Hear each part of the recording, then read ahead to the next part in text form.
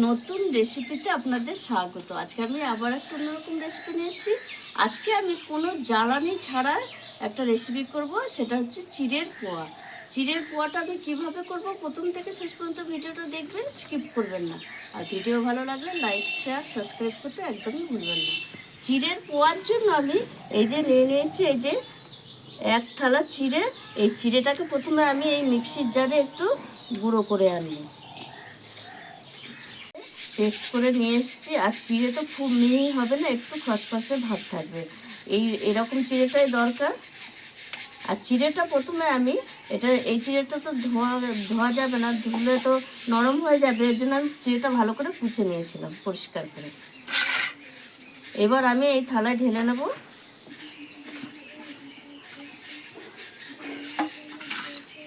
এবার আমি যেই উপকরণটা দেবো সেটা হচ্ছে ঘি। একটু ঘি দিয়ে ভালো করে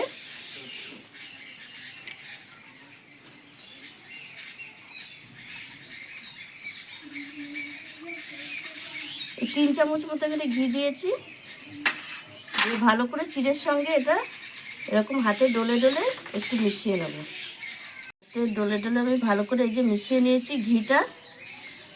আর ঘিটা দিলে চিড়ের গন্ধটাও খুব সুন্দর আসে, আর এই পোয়ার জন্য এই ঘিটা দরকার হয়। আর দিয়ে দেবো এখানে আমি চিনির গুঁড়ো দেবো 2 চামচ মতো। আর এই পোয়ার জন্য চিনির গুঁড়োটাই লাগবে, গোটা চিনি হলে হবে না, তাহলে এটার সঙ্গে মিশবে না। দিয়ে দেবো এখানে আমুল দুধ 3 চামচ মতো আমুল দুধ দিয়ে দিলাম। আর দিয়ে দেবো একটু বিট নুন, তাহলে কিন্তু এর স্বাদটাই অন্যরকম হয়ে যাবে, স্বাদ বেড়ে যাবে।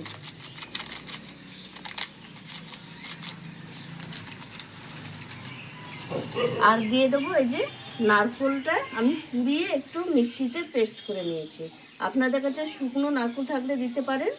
দিয়ে একসঙ্গে চিড়ের সঙ্গে মিশিয়ে নেব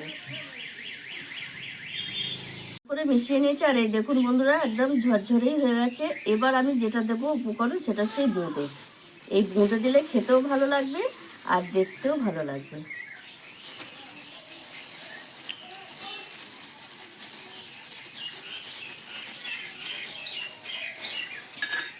এটা দিয়ে একটু মিশিয়ে নেব।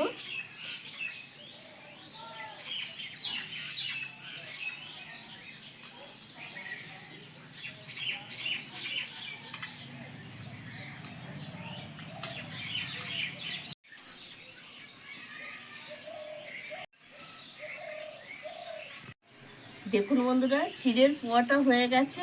এবার আমার ননদ খেয়ে বলবে কেমন হয়েছে।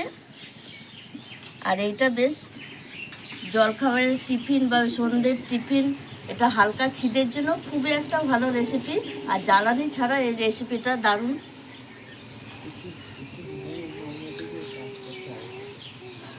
দারুণ টেস্ট, ভালোই দারুণ টেস্ট হয়েছে।